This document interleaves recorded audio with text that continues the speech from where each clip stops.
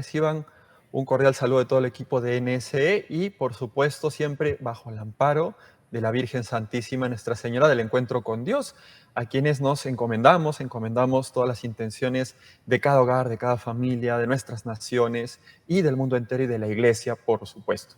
Hoy tenemos un programa muy especial.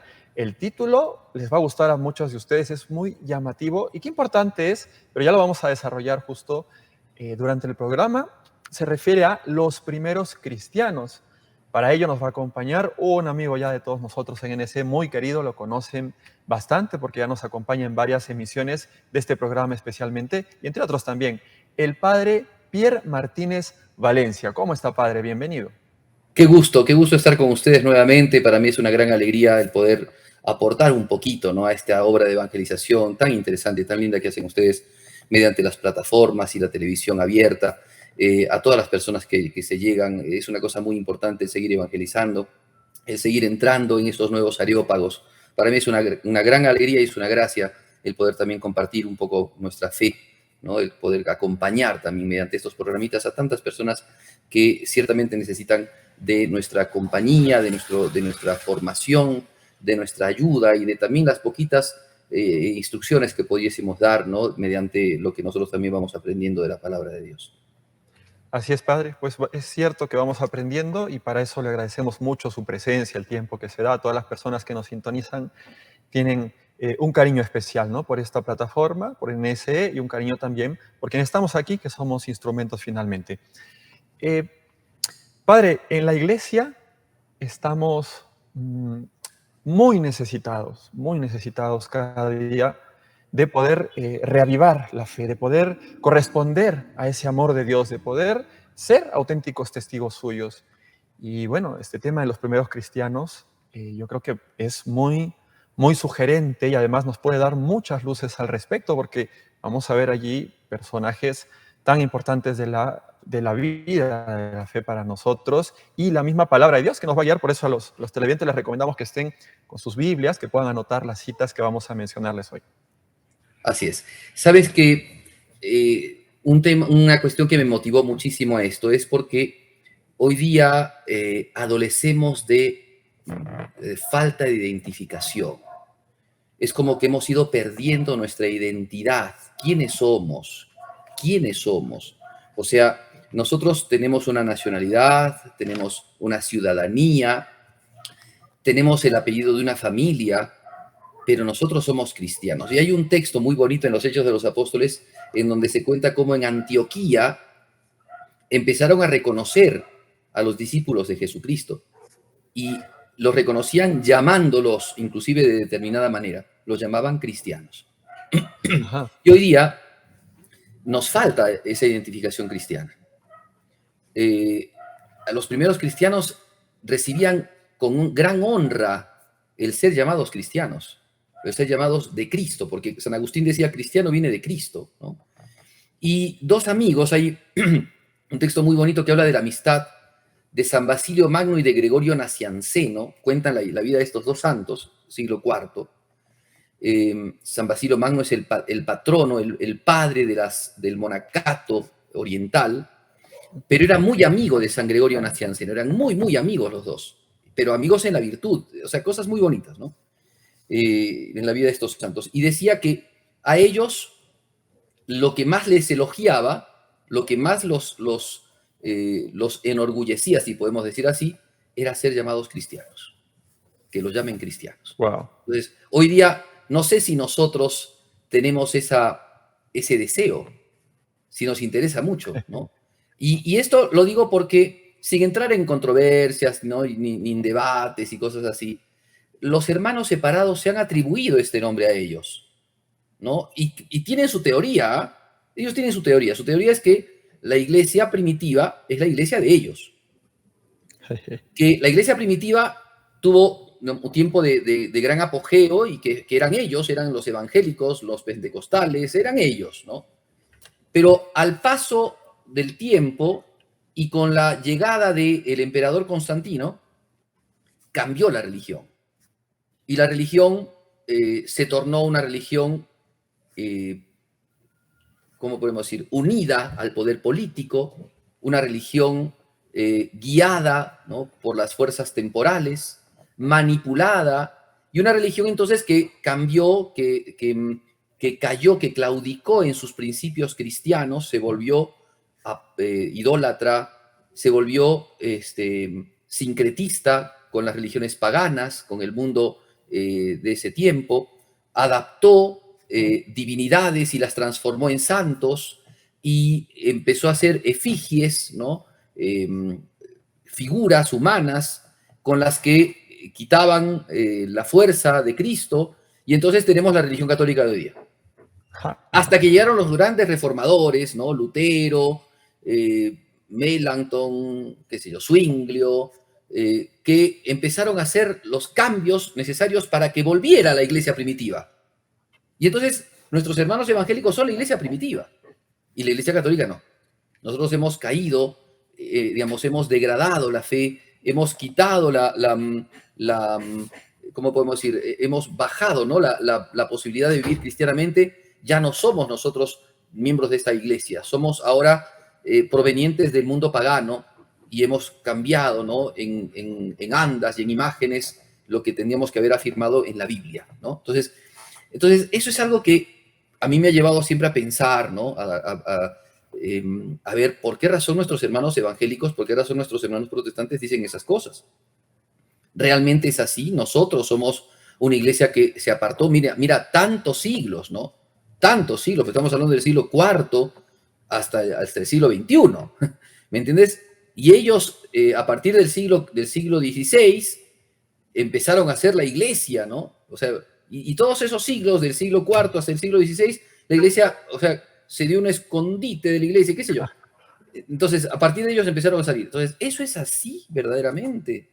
¿No? Entonces, y esto lo digo, como dije antes, sin apasionamientos, sin deseo de debates. Lo que hay que hacer es ir a los textos antiguos. Entonces hay que darnos cuenta si nosotros, con todos nuestros defectos, con nuestros pecados y limitaciones, realmente estamos tan alejados de la fe, como dicen nuestros hermanos protestantes, tan alejados de la iglesia, de la primitiva iglesia, o si tal vez no es así. Entonces, este es el comienzo del postulado, ¿no? O sea, nosotros vamos a tratar de, con estos programitas, hacer una investigación, ¿cierto? Evidentemente yo no soy un perito en esto, pero voy a tratar de servirme de los peritos y voy a tratar de darles el contenido de los peritos, o sea, de los investigadores de estas cosas, para que la gente pueda al menos llegar a entender este asunto y ver si realmente es así o no es así esto que dicen nuestros hermanos protestantes, y consolidar más, porque por encima de lo que digan ellos, consolidar más nuestra personalidad de cristianos, nuestra identificación como cristianos, ¿ok? Que es algo básico, porque si no nos identificamos como cristianos, entonces, ¿a quién evangelizamos y qué cosa decimos? ¿Qué cosa estamos dando? ¿Qué novedad? ¿Qué evangelio? Porque acuérdate que el evangelio es la buena nueva. ¿Qué novedad estamos dando al mundo si no nos identificamos con lo que somos? Si todos pueden ser lo mismo, si todos se salvan sin el evangelio, entonces ¿para qué Cristo vino a este mundo? Si todo se arma en un sentido puramente, ¿cómo puedo decir?, relativista, y todos alcanzan el camino de la verdad sin un camino, pues no hay camino, es un camino ancho y no hay camino, y todos llegan a la verdad, entonces ¿qué sentido tiene lo que hacemos, lo que predicamos, lo que vivimos? La historia de nuestra iglesia, la historia de los martirios. Vamos a hablar de los martirios, ¿eh? Entonces, todas esas cosas son importantes para que podamos nosotros entender quiénes somos y ser verdaderos herederos de esto. Padre, qué precioso, y no lo quería cortar, pero qué bellas palabras también con estas que ha cerrado, ¿no? Para ser verdaderos cristianos y ser verdaderos herederos. Solamente para subrayar, ¿no?, las ideas que usted ha dicho, lo podemos matizar de muchas formas, ¿no? Quizás usar un lenguaje que se utiliza hoy en día muchísimo, que es el lenguaje de la empresa, ¿no? Decir que, ¿cuál es la ventaja diferencial que tú me ofreces, ¿no? ¿Qué tienes tú de cristiano de distinto y qué me va a aportar a mí eso? Entonces, lo que usted decía al principio, ¿no? No hay identidad, no se puede distinguir quién es el cristiano. O sea, yo veo a alguien que es cristiano, a alguien que no es cristiano, y la verdad que los dos lo mismo, y muchas veces, lamentablemente, hasta a veces este cristiano o aquel peor, y estoy hablando de nosotros los católicos. Entonces, lo que cabe aquí, Padre, además que va a ser muy hermoso todo esto que usted ha anunciado, o sea, poder ver los mártires, poder ser más hondos en la palabra de Dios, en su voluntad, reconocer nuestra identidad, y eso es un sacudón para la conversión ¿no? Un cambio de chip, se podría decir, hoy en día, porque, padre, o sea, si es que como cristianos, cada uno de nosotros, hoy, estoy diciendo hoy, 2000 el año que estamos, si somos lo que tuviéramos que ser, o sea, en verdad seríamos esa sal de la tierra, esa luz del mundo, y se tendría que transformar la tierra. Entonces, gracias, Padre, de verdad. Me he quedado así, estoy con ganas de escucharlo, porque sí que queremos todos tener esa identidad cristiana, ese carnet que no se note solo por llevar una cruz en el pecho, sino con todos nuestros actos de vida, con todo lo que radiemos en nuestros modos de ser, de pensar. Así que gracias. Bueno, vamos a Así desarrollar es, este así programa. Estoy es. seguro que todos los que sintonizan muy contentos. Está bien. Entonces, aquí, entonces tenemos un sentido de identidad, es decir, el objetivo que nos planteamos en estos programas, en esta serie de programas que vamos a hacer, es encontrar nuestra identidad, ¿cierto? Ujú. Sí. Uno solamente encuentra su identidad mirando sus raíces, ¿me entiendes? O sea, si es que uno mira sus raíces, su pasado, encuentra quién es, de dónde ha salido. Las personas por allí pierden su ¿De identidad, dónde vengo, no? se alienan, ¿no? Se alienan en otra Sí. cosa. Nosotros tenemos que guardar nuestra identidad. Y nuestra identidad no solamente, como digo, natural, de una patria, de una ciudad, de una costumbre, de una vida que tenemos, sino nuestra identidad cristiana, nuestra identidad religiosa, ¿sí? Porque en esto tenemos la misma raíz. Los protestantes tienen la misma raíz de nosotros, ¿ok? Por más que ellos se quieran separar y que ellos tienen nuestra misma raíz. La segunda cosa es, en esto vamos a hablar entonces mucho de la tradición, pero también eso quiero decir, nosotros no somos piezas de museos, ¿no? Porque también es esto, no es quedarse en la cuestión del pasado y, como decía Jesucristo, ¿no? Ustedes hacen mausoleos de los profetas a quienes sus padres mataron, ¿no? O sea, no se trata de eso, ¿no? Sino se trata de mirar el mundo de hoy, el mundo contemporáneo. O sea, es mirar el pasado en orden al presente. Porque hoy día yo tengo que vivir la fe cristiana en este mundo cibernético, en este mundo de los grandes adelantos, ¿no? Digitales, de la inteligencia artificial, en este mundo de los comportamientos humanos globalistas, en este mundo de las modas culturales impositivas y de las ideologías, pues yo tengo que identificarme como cristiano. ¿Y cómo voy a identificarme como cristiano si no conozco cómo hacían los primeros cristianos ante un mundo tan difícil, casi, digamos, casi más difícil que el nuestro? Porque en este tiempo, al menos en nuestros días, en nuestros países, no nos están persiguiendo, ni nos están quitando los bienes, ni nos están torturando por ser cristianos, ni nos están matando. Era más difícil la vida de ellos. Entonces, ¿cómo vivían? ¿Cómo lidiaban ellos con un mundo, con una sociedad contraria, con costumbres contrarias, con pecados sociales, es decir, pecados que cometen muchas personas y que se convierten en una costumbre social y que ellos tenían que impedir? ¿Cómo hacían ellos? ¿Y cómo vivían su vida cristiana? ¿Y cómo testimoniaban su vida cristiana? Era un tiempo difícil, pues eso nos va a servir a nosotros para vivir hoy día. O sea, por tanto, estos programas no quieren ser una mirada solamente del pasado, somos buenos historiadores, nos gusta ver la cuestión, no, sino es una mirada del pasado frente al presente, para que hoy día nosotros aprendamos a vivir y a comportarnos y a dar testimonio, porque el tema, la palabra testimonio, martirio, es el tema de estas, digamos, es el fondo común de estos programas. ¿Okay? Entonces, con esto estoy ya dando el punto de partida, el punto inicial, el objetivo al cual quiero apuntar. ¿Ya? Miren, y quiero dar el instrumento. Entonces, el objetivo, digamos, ya lo hemos planteado. Conocer nuestras raíces para saber identificarnos y para tener personalidad y para saber quiénes somos nosotros en este mundo hoy día, aquí y ahora, ¿sí? Perfecto. Ahora, el instrumento que vamos a utilizar, ¿sí? Primigeniamente, claro que vamos a servirnos también de otros elementos. El instrumento que vamos a utilizar es un libro en especial, bueno, un libro en especial y después varios otros, ¿no? Pero un libro en especial, un libro base, que es el libro de los Hechos de los Apóstoles. ¿Ya? Porque es el libro que nos comenta cómo eran las comunidades cristianas del mundo primitivo, de la iglesia primitiva, de la iglesia naciente. Eso nos va a dar a nosotros pie y nos va a enseñar cómo debemos de vivir nuestra vida en nuestras comunidades cristianas, en nuestras comunidades parroquiales, en nuestras comunidades eclesiales, en nuestras diócesis, en nuestra iglesia universal. ¿Cómo se manifiesta lo local y lo universal? ¿Cómo se manifiesta el testimonio de los apóstoles? ¿Cómo se manifiesta la doctrina cristiana? ¿Cómo se manifiesta la moral cristiana en los cristianos? ¿Cómo es la estructura inclusive de la iglesia? Porque si nosotros hemos apartado nuestra vida de la iglesia, pues la estructura de nuestra iglesia es distinta a la estructura de la iglesia primitiva. Entonces vamos a ver ahí, y en eso sí vamos a tratar de, sin ánimo de juzgar o de criticar, vamos a tratar de mostrar cómo es que la Iglesia Católica tiene esta misma estructura y este mismo tipo de vida y el mismo ideal que tenía la Iglesia primitiva. Eso es lo que vamos a tratar de hacer. Ahora, Genial, padre. Pero le tengo que interrumpir porque se ha pasado rapidísimo este primer bloque.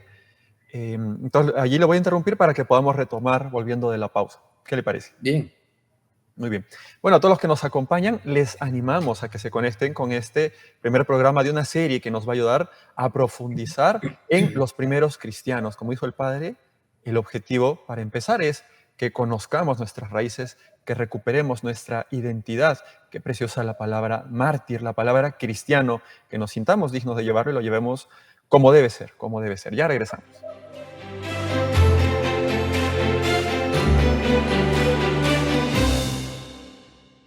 Continuamos con este siguiente bloque de Hacia el Encuentro con Dios, con el tema Los primeros cristianos. Ya en la primera parte les hemos ilustrado un poco cómo se va a desenvolver toda esta serie de programas tan importante y les invitamos a que se mantengan muy conectados en este programa inicial y los subsiguientes iniciales para poder establecer una buena base que nos va a ayudar a continuar el hilo más adelante, a poder aprovechar y no estar perdidos como cuando uno se falta una clase. Pero más que una clase, esto es una experiencia espiritual. Vamos a compartir la palabra de Dios, para eso nos está acompañando el padre Pierre. Padre, continúe, por favor, cuéntenos, quizás nos va a mencionar alguna cita bíblica.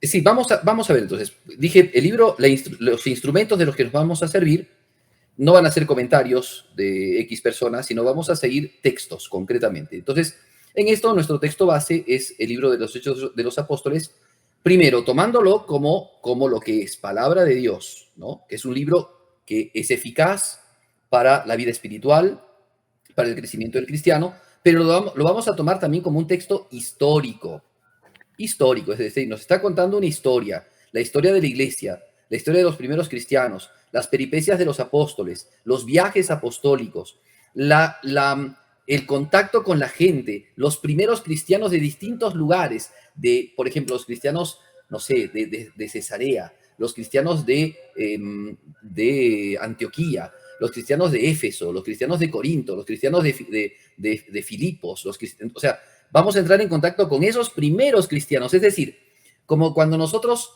llegamos a un lugar y se hace una nueva parroquia. Y en la nueva parroquia resulta que aparece la señora fulana de tal, que es la señora que empezó a ayudar y que cimentó de alguna manera la iglesia. Y el señor fulano que era, no sé yo, albañil y que trabajó cristianamente como albañil en la iglesia y así, ¿no? Y los que fueron alimentando la iglesia con sus oraciones. Vamos a conocer un poco a los cristianos primeros. De manera principal, vamos a ver a los apóstoles, ¿no? Bien, y libro de los Hechos de los Apóstoles, pero también nos vamos a servir de las cartas de San Pablo, de las cartas de San Pedro, de la carta de Santiago, de la carta de Judas, de la carta de San Juan, para saber el pensamiento que tenían en ese momento, porque no solamente es lo que iba pasando, sino lo que van diciendo los apóstoles, lo que van predicando los apóstoles. Nos van a servir como textos cristianos, como dije antes, palabra de Dios, pero también como cuestiones de ese tiempo que en el contexto histórico servían a los cristianos para saber vivir, para saber identificarse como cristianos, ¿no? Y después nos vamos a servir, por supuesto, de textos extrabíblicos que existen, que eso es importante. Por ejemplo, de la Didaché, de la Carta de Diogneto, de los escritos de los padres apostólicos, es decir, de los sucesores de los apóstoles, por ejemplo, de San Ignacio de Antioquía, de San Policarpo de Esmirna, ¿no? Del Papa Clemente Romano y de otros autores más que están allí, ¿cierto? De los primeros escritos de la Iglesia, ¿no? Bien, y esto es ciclopio, entonces es demasiado grande porque sería hermoso llegar a los concilios, pero bueno, hasta ahí no creo que lleguemos. Vamos a tratar de llegar al menos hasta lo que podamos con la cuestión de los Hechos de los Apóstoles y lo que nos puedan recurrir. O sea, tal vez abarcaremos el primer siglo, ¿ok? Y tal vez brillemos un poquito del año 100 un poquito más adelante con algunos escritos de San Justino o algunos escritos de San Ireneo de León. No sé si lleguemos, ¿ok? Porque el tema es abundantísimo y da para hablar, ¿ok? y les aseguro que si nosotros nos interesamos, podemos realmente conocer muchísimas cosas, nos van a hacer mucho bien. Muy bien, Muchas entonces, gracias, padre. Bueno, en esto también le voy a pedir que nos hable un poco de los papas, ¿no? De la sucesión apostólica, porque también exacto, es clave para... vamos a hablar acerca de eso. Pero por eso digo, solamente vamos a recurrir al siglo I. O sea, o sea, no podemos irnos más allá porque hay muchas cosas por decir aquí. Ya hablar de los Hechos de los Apóstoles es enorme, es hermoso y creo que va a hacer mucho bien. A todos nosotros nos hace bien. Yo te aseguro que cuando lo voy leyendo y voy leyendo los comentarios, que hay varios especialistas que hablan de esto, realmente uno queda no solamente admirado, sino queda enriquecido. Uno empieza a valorar. Yo como sacerdote me doy cuenta de la valla alta que tiene San Pablo para todo predicador de la palabra de Dios, que yo aún no he recibido palos por Jesucristo, ni tampoco, o sea, palo en el sentido físico, ¿no? Ni tampoco he sangrado por Jesucristo y San Pablo sí lo ha hecho. Entonces, esas cosas como que a nosotros nos hacen ver qué bárbaro, como apóstol, ¿no? Como apóstol. Bueno, pero después otros cristianos, la vida de otros cristianos que fueron realmente impresionante, esa vida mística que ya vivía la iglesia en medio de las persecuciones y dificultades, ¿ok? Bien, entonces, ya está. Como introducción creo que ya más o menos está el asunto de planteamiento del texto, ¿cierto? Vamos a ver ahora entonces, como nuestro texto base es los Hechos de los Apóstoles, vamos a ver un poco algo acerca de esto de manera introductoria. Vamos a hacer una introducción de los Hechos de los Apóstoles, ¿ya? La primera cosa que creo que es importante ver es quién es el autor. ¿Quién nos escribió los Hechos de los Apóstoles? Constantino. Santa Elena, la mamá de Constantino. No. Bueno, ¿quién escribió? Vamos a ver quiénes son los autores de los Hechos, o el autor de los Hechos de los Apóstoles. Pues la tradición cristiana nos dice que es San Lucas. San Lucas, que es el mismo que escribe el Evangelio, el tercer Evangelio, el Evangelio de San Lucas, ese mismo es el que escribe los Hechos de los Apóstoles. Y hay un texto dentro del mismo libro de los Hechos Hay de los una Apóstoles. evidencia en los dos libros. Claro, pero hay un texto que nos va a decir mucho que es el mismo autor, ¿ya? A ver, yo quisiera que tú vayas al comienzo de los Hechos de los Apóstoles, capítulo 1, ¿cierto? En donde es como la segunda parte del libro, ¿ya? Como la segunda parte del libro. Allí San Lucas va a explicar algo a un llamado Teófilo, la palabra significa amado de Dios, ¿no? A un amigo Teófilo le va a explicar qué está haciendo en este otro libro, ¿no? Entonces, a ver, yo te invito a que lo leas para que la gente pueda escuchar un poquito Con todo este gusto, asunto.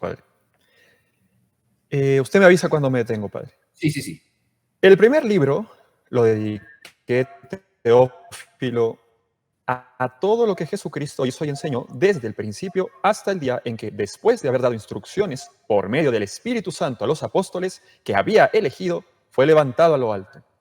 A estos mismos, después de su pasión, se les presentó dándoles pruebas de que vivía, dejándose ver de ellos durante 40 días y hablándoles del reino de Dios.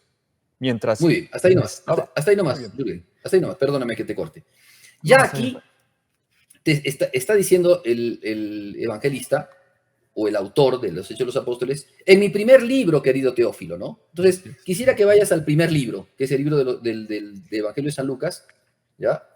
Sí, En la padre. introducción también, a ver qué cosa nos dice Lucas. el evangelista San Lucas, capítulo 1, ¿cierto? Entonces, ¿qué cosa nos dice el evangelista San Lucas? Porque, entonces, él está haciendo referencia a un primer libro. En mi primer libro, que dio Teófilo, te expliqué acerca de esta cosa, y menciona inclusive el nombre de Teófilo, ¿no? Bueno, vamos a ver el evangelio de San Lucas, a ver en la introducción qué cosa nos dice. Muy bien, comenzamos. Puesto que muchos han intentado narrar ordenadamente las cosas que se han verificado entre vosotros, tal como nos la han transmitido los que desde el principio fueron testigos oculares y servidores de la palabra, he decidido yo también, después de haber investigado diligentemente todo desde los orígenes, escribírtelo por su orden, ilustre Teófilo, para Ahí que está, conozcas la solidez de las enseñanzas que has recibido. ahí está, Ajá. ¿te das cuenta? O sea, Claro, es un es grupo de evidente que es el mismo escritores, autor. es el mismo autor. Ha escrito un primer libro, ahora está escribiendo un segundo libro. La tradición dice que este libro lo escribió San Lucas. Ahora, esto que acabamos de escuchar es muy importante porque este autor ha ido a buscar a aquellos que han sido los testigos oculares y los que han conocido esto desde el principio. Muy bien. Ahora, esto es importantísimo de tomar en cuenta. Primero porque te dice que este autor posiblemente no ha estado desde el principio.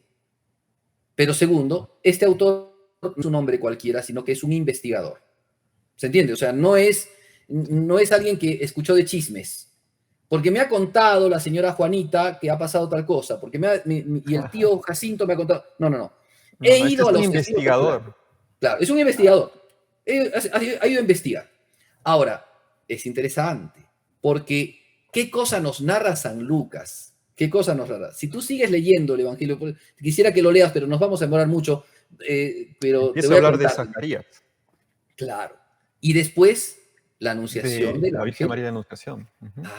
Y ningún otro apóstol, ningún otro evangelista lo hace. Entonces, ¿qué te quiere decir? Si es que el autor de este texto es un hombre sincero, es un investigador serio, y te cuenta escenas de la vida, no de Cristo aún, sino de la Virgen María, ¿qué significa esto? ¿A quién ha recurrido? Si te está hablando de que ha ido él a los testigos Claro, oculares. es obvio, me parece, me atrevo, padre, que ha hablado con ella, con la Madre de Dios, ¿no? Con la Virgen Exactamente. Santísima. Entonces, es un hombre que ha ido a la Virgen María y le ha hablado. Además, cuando uno escucha los textos que ha narrado, cuenta, por ejemplo, ¿no? Cuenta lo que ha sucedido con Isabel, con Zacarías. ¿Eso de dónde lo va a sacar? No sabemos, pues Juan el Bautista ya ha muerto y sus padres posiblemente también. ¿De dónde ha sacado esos textos? ¿De San Pedro? San Pedro lo conoció a Jesucristo No lo digamos, conoce. 3 años nada más. ¿De quién ha sacado? Bueno, entonces, esos datos los ha sacado de testigos oculares. ¿Quiénes son testigos oculares? La Virgen María. La Virgen María. O sea, no hay otro testigo ocular. Si está diciéndonos la verdad, y yo lo creo fielmente porque es la palabra de Dios, este hombre ha ido donde la Virgen María le ha hablado. Además, le cuenta cosas que solamente pueden salir del corazón de la Virgen María. Por ejemplo, cuando se encontró con Isabel, Isabel le dijo, ¿no? Bendita entre las mujeres, bendito el fruto de tu vientre, etcétera, etcétera. Y María dijo, Ujú. aquí está la esclava del Señor. Eso es una cosa que sale del corazón de una mujer. Eso no es algo que te cuentan de aquí y de allá, no, sale del corazón. Eso es un himno interno, es una oración interna que contó la Virgen y nos la ha contado a nosotros para que nosotros tengamos en esto, digámoslo así, conocimiento de lo que ella vivió, no solamente de lo que ella vivió externamente, sino del corazón de la Virgen. El corazón de la Virgen se muestra en el Magnificat, y después de lo que sucedió en ese momento. Es el que cuenta, o sea, sin ir tampoco en detalles que nos encantaría. A mí me encantaría conocer tantos detalles de esos momentos, pero él ha ido a esos momentos que tanto nos ayudan a nosotros a conocer la infancia de Jesús y los momentos apremiantes de su nacimiento, los momentos apremiantes, ¿no?, de su vida oculta, ¿no? Bueno, entonces es un investigador. Por tanto, nos volvemos nuevamente al tema de la Asunción de los Apóstoles. Estamos hablando de un hombre que es investigador. Segundo punto, y aquí ya me voy a la crítica textual, o sea, la crítica de las formas literarias, ¿no? Todos los autores que han estudiado los Hechos de los Apóstoles y el Evangelio de San Lucas dirán que este hombre que ha escrito el Evangelio y los Hechos es tal vez el más culto de todos. Oh, ¿Ok? Como narrador, el Evangelio de San Lucas es el Evangelio más largo de todos y el mejor escrito de todos. wow. Sí, Ya, sí, tiene alguno me dirá, bueno, padre, pero San Juan es San Juan. San Juan así es. tiene, pues, sí, Profundidad. San Juan es un águila, así la iglesia siempre lo ha determinado. Pero el Evangelio de San Lucas es el mejor narrado, es el mejor griego. Es el mejor griego. O sea, quien conoce griego y lee el Evangelio de San Lucas dice, uy, este es un griego. Este que ha escrito este Evangelio. Los otros son unos arameos, o sea, son unos hombres de Palestina que claro, como su No es lengua. su lengua nativa. Claro, su No es su lengua madre nativa. es el arameo y su lengua, y están hablando el griego porque hablan griego de manera internacional como nosotros hablaríamos hoy día inglés, ¿no? Entonces es como que nosotros hablamos inglés, ¿no? Pero nos sale pues la latinada a nosotros, ¿no? En cambio a Así a ellos les salía justamente lo hebreo que eran, ¿no? San Marcos, San Mateo, San Juan, les sale lo hebreo. Y claro, la propiedad de hablan. funciones. Claro, sí. En cambio, Lucas no, habla un griego muy bueno, un griego excelente. Entonces, se sabe que es un hombre investigador. Segundo, que es un hombre que escribe muy bien en griego. Tercero, es un hombre culto. Es un hombre culto. Y por los datos de la misma escritura, ¿cierto? Se habla del médico Lucas. Entonces, se sabe que es médico. ¿Ya? Es médico. San Pablo lo dice. Entonces, era médico había estudiado, por lo que más o menos aparece en los evangelios, esto lo dice un autor que escribe la vida de San Pablo, muy bueno, ya me voy a acordar el nombre, es un excelente biógrafo de la vida de San Pablo, dice que se ve claramente en los escritos de San Lucas, o sea, en los Hechos de los Apóstoles, que San Lucas sabe determinar muy bien las enfermedades, sabe qué cosas son las enfermedades de su tiempo, pero después es un hombre que escribe con conocimiento o sea, con mucho conocimiento de geografía, principalmente del Asia Menor, y conoce muy bien las delimitaciones que hay en el Imperio Romano, las delimitaciones de las regiones romanas. Sabe muy bien delimitar, sabe muy bien darse cuenta cuándo esto pertenecía a la provincia de Acaya, cuándo pertenecía a la provincia de Galacia, cuándo pertenecía, o sea, sabe muy bien de geografía, sabe muy bien, ¿ya? Y conoce los puertos, y conoce las ciudades, entonces posiblemente sea un médico, mira lo que llegan a decir, sea un médico que ha trabajado en barcos, o sea, que por el oficio de médico ha ido transportándose en barcos, ¿no? Como hacían eso muchas veces los médicos que iban pueblo tras pueblo para curar a los enfermos, ¿no? Y ha sido un hombre que ha conocido muchas de las regiones de esa zona justamente por eso, ¿ya? Algunos... Padre, disculpe. Sí. Disculpe, padre, antes que nos termine de dar alguna clave más sobre San Lucas, nuevamente tengo que invitar a un bloque, a una pequeña pausa de este bloque, a usted y a los que nos están sintonizando. Bueno, a todos los que nos acompañan, gracias por su sintonía. Ya regresamos en este programa tan interesante que nos está destacando las cualidades y nos está, el Padre en realidad, ayudando a conocer los hechos de los apóstoles y empezando por este personaje que es San Lucas, muy importante para nosotros. Ya regresamos.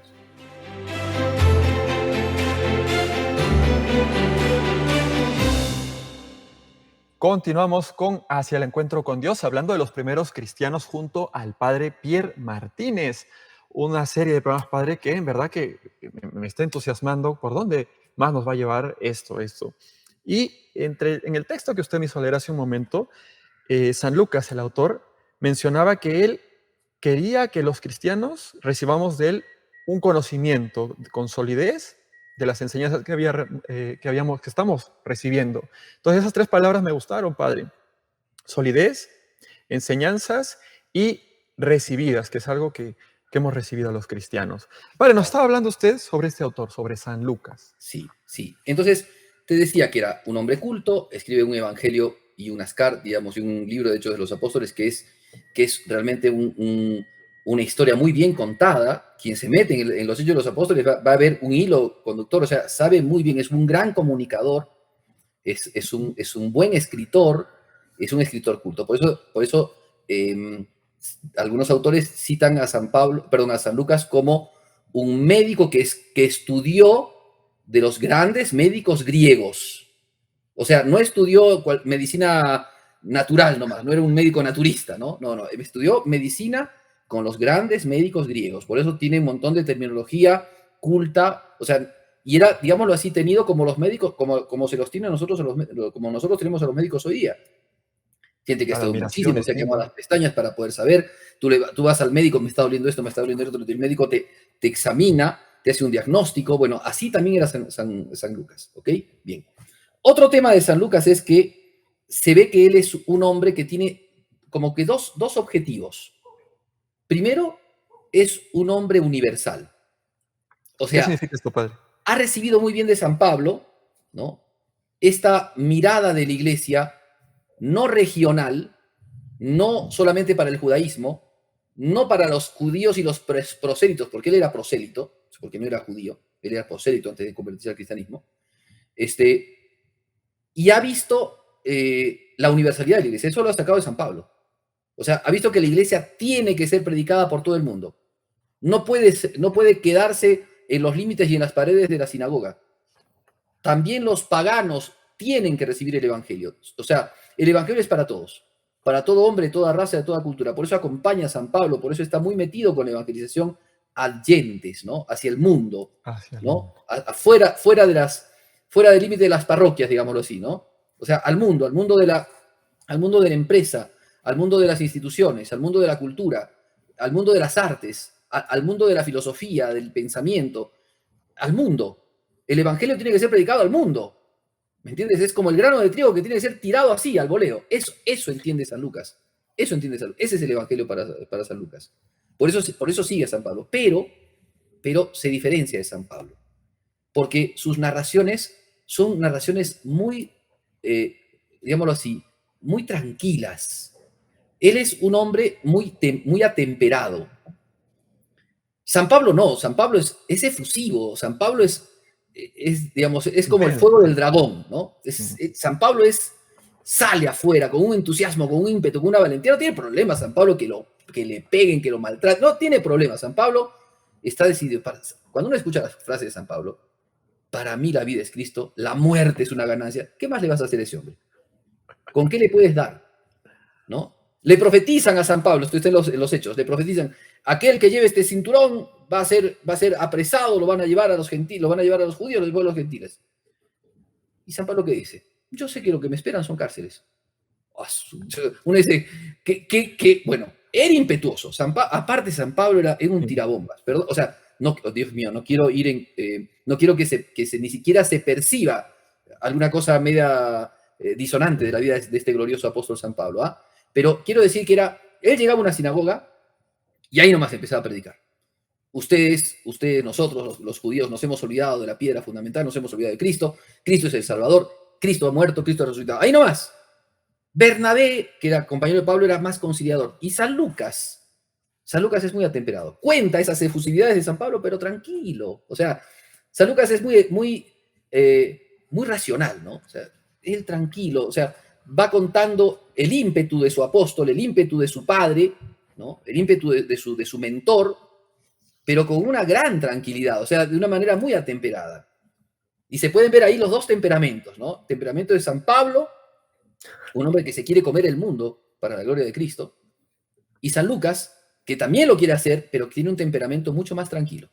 Y sus escritos son mucho más atemperados. Por eso puede contar una historia tranquila, sin fanatismo, sin ímpetus así exacerbados, tranquilo, ¿no? Una historia, digámoslo así, objetiva, ¿no? Y racionalmente bien contada, ¿no? Muy bien, algo más decir, porque podemos mencionar muchas cosas más, pero algunas cosas más quiero comentar de San Lucas. Más o menos, hay autores que dicen que compuso el Evangelio y los Hechos a partir del 70. Yo creo que no ha sido así. Yo me guío por ejemplo, de Monseñor Straubinger, que es un muy buen investigador de la Sagrada Escritura, traductor de la Sagrada Escritura, de las traducciones más hermosas, mejores traducciones al español, aunque él era un alemán, tradujo pero preciosamente el Evangelio, la Sagrada Escritura al español. Me guío de él, me guío también de Holtzmann, de Holzner, que es el biógrafo de San Pablo que te dije, y ellos dicen que San Lucas tiene que haber escrito el Evangelio y las cartas antes del año 70. Antes de que viniese todo este tema de la destrucción de Jerusalén, porque si no hubiera contado la destrucción de Jerusalén, hubiera contado en los Hechos de los Apóstoles algo de eso. Era inevitable contar algo de eso. O sea, como si Jerusalén, él cuenta todavía la cuestión del templo, San Pablo es encontrado en el templo, es tomado apresado en el templo, lo llevan hasta Roma. Él no cuenta nada de la destrucción de Jerusalén. Buen dato, buen dato. Además que estaba presente también entre nosotros la Virgen María, entonces uno se hace también, tiene que pensar que no puede ser tan cerca al 100. Y este dato del templo es muy interesante. Claro, pero es eso. Concretamente creo que el hito es el tema de la destrucción de Jerusalén. Se destruye Jerusalén en el año 70 y no contó nada en los Hechos de los Apóstoles. ¿Cómo puede ser? Eso no puede ser. ¿No? No cuenta nada también de la muerte de San Pablo. No cuenta nada de eso. Y tendría que haber contado eso. Entonces, se entiende que antes del año 70 tiene que haber escrito estos dos textos. Por último, sí contar algo de la tradición. La tradición de la Iglesia dice que fue célibe, o sea, no se casó. De hecho, los mismos escritos... una cosa más. Como es un historiador tan bueno y es un hombre tan humilde y sencillo, nunca habla de él. Sí. En los escritos, él nunca, yo lo vi, yo soy testigo, yo. Como decía el Padre Pío, hay que tener cuidado con los yo-yos, porque cuando hay mucho yo, ahí está el diablo. Así decía el Padre Pío, ¿ok? Bueno, él nunca habla de mí. A mi parecer, a mi entender, no. Él habla inclusive de nosotros. ¿Cuándo empieza a hablar de nosotros? ¿Cuándo empieza a hablar de tercera persona, digamos, perdón, de primera persona en plural? Cuando empieza la aventura de San Pablo en Filipos, que es en el segundo viaje. O sea que se ve que en el segundo viaje ya lo empieza a acompañar a San Pablo, San Lucas, porque empieza a contar nosotros. ¿Se entiende? Ah, No yo, sino claro. nosotros. Antes cuenta lo que San Pablo hizo, lo que pasó en la iglesia, pero ahora empieza a decir nosotros. ¿Ya? O sea que se ve que ahí se adhiere. Muy bien. San Pablo habla de San Lucas en varias oportunidades, por ejemplo, creo que tienes algunas citas que yo te he dado antes, por Sí, ejemplo, eh, a ver, léete Colosenses 4:14, sí, sí, sí, sí. Aquí la tengo, ¿ya? padre. Sí. Ya, por favor, léelo. Sí. Claro, San Pablo al final escribe, os saluda Lucas, el médico querido, y ¿Ves? demás. ¿Te das cuenta? Entonces, algunos hoy día, mira, yo he leído varios textos, cuando estoy metiéndome un poco en este asunto, algunos llegan a decir, no era médico. Oye, si Ja, San Pablo te está diciendo que es médico por amor al Señor, hay gente qué que, bueno, barbaridad. era médico, por amor al Señor, ya está, San Pablo lo dice. Después, en 2 Timoteo 4:11, ¿sí? ¿Lo tendrás? Sí, sí, sí, sí. Sí, padre. 4:11. Aquí lo tengo.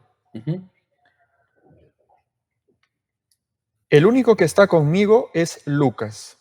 Toma Marcos y tráele contigo, pues me es muy útil para el ministerio. Es bonita esta frase porque habla de Lucas y habla de Juan Marcos, el otro evangelista, que era también compañero de San Pablo y que era discípulo muy cercano a San Pedro, a quien San Pedro lo trata como mi hijo. ¿Ya? Pedro. Bueno, hay cosas que son muy bonitas. Después, yo te leo lo de Filemón. En la carta a Filemón, Filemón tiene solamente un capítulo, ¿no? En el versículo 24 dice, Marcos, Aristarco, Demas, Lucas, mis colaboradores. O sea, habla de estos hombres que están junto a él, colaborando con él, ¿ya? Entonces, ya tenemos datos concretamente de San Lucas, o sea, está presente en la Sagrada Escritura. Ahora, cuando habla San Lucas en la Biblia, cuando habla San Lucas en el Evangelio y en los Hechos, él no habla de sí mismo, él habla del grupo, ¿ok? Nosotros, etcétera, ¿ya? ¿Qué dice la tradición? La tradición dice que fue célibe, que trabajó después de la muerte de San Pablo, ¿no? Y de San Pedro en Acaya, que murió posiblemente en Bitinia o en Boecia, ¿no? Y que fue enterrado en Tebas. Después fue trasladado, ¿no? Durante el tiempo de las persecuciones del mundo musulmán, fue trasladado a Italia y actualmente sus restos se encuentran en la ciudad de Padua, donde también está San Antonio de Padua, ¿no?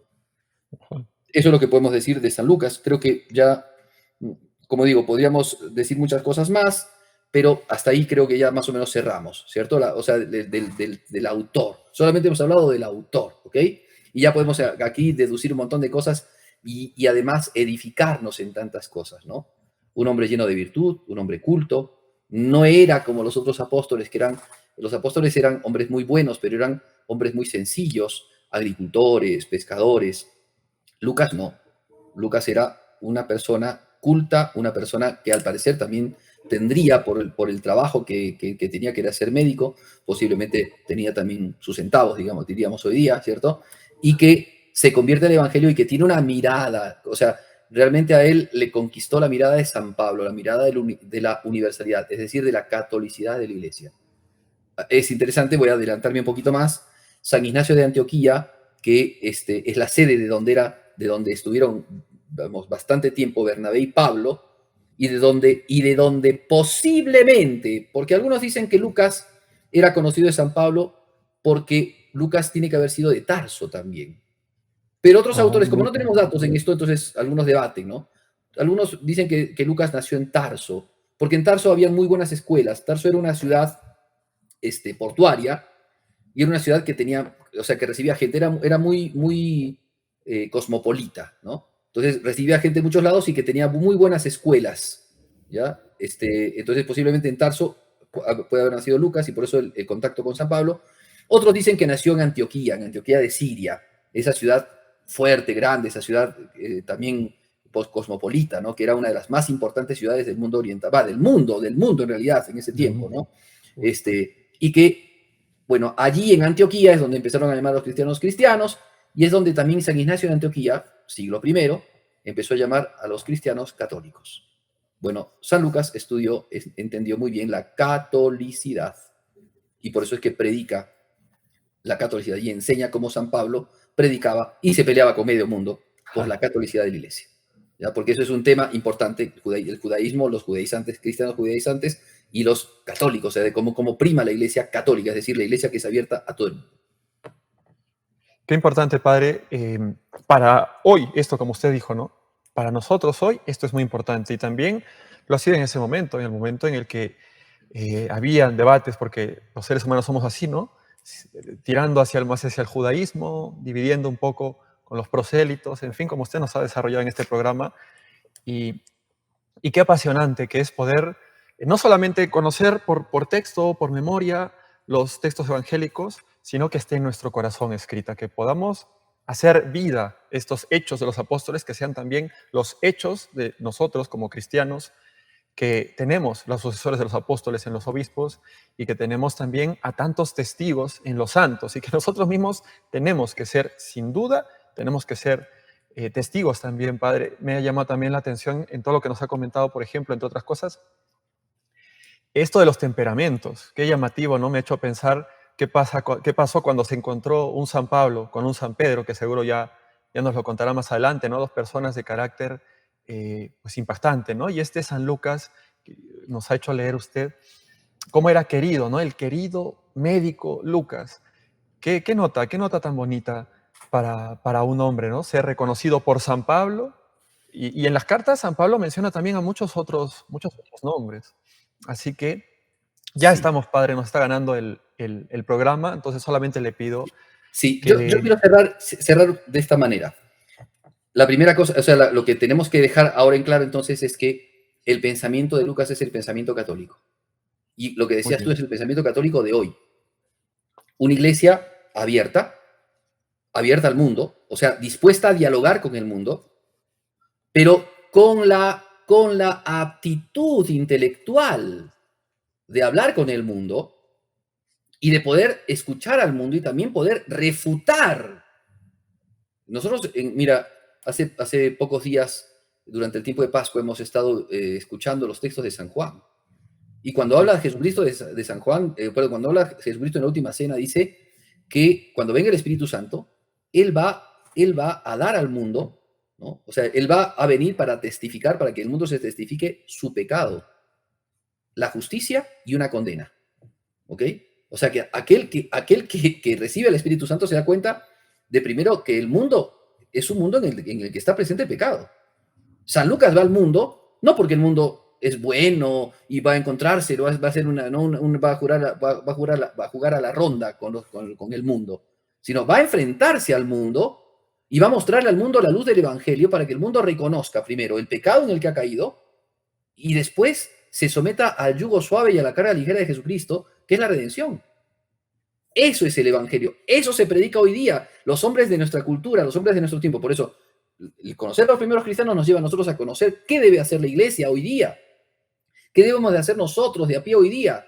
Claro, es la pauta principal para nosotros, padre. Claro, exactamente. ¿Qué tenemos que hacer? Pues somos cristianos universales, no cerrados, no encapsulados, no en una burbuja, sino cristianos que estamos decididos a hablar con el mundo, pero porque para hacernos mundanos no, sino para mostrarles al mundo esa luz que sigue siendo la buena nueva, que sigue siendo el Evangelio, que es Cristo, que es la buena noticia para todos los hombres de todas las razas y de todos los tiempos. Bueno, padre, pues precisamente nuestro Señor ha dejado fundada su iglesia y la sostiene a través del Espíritu Santo. Entonces, estos programas nos van a ayudar mucho, mucho para todo esto que está diciendo, padre. Precisamente para ello, para cerrar el programa, déjenos su bendición para que ¿Cómo no? nosotros podamos acoger el mensaje de una auténtica catolicidad, de ser auténticos testigos del Señor en el mundo actual. Bien, el Señor Todopoderoso, con amor y benevolencia, derrame su bendición sobre ustedes en el nombre del Padre y del Hijo y del Espíritu Santo. Amén. Amén.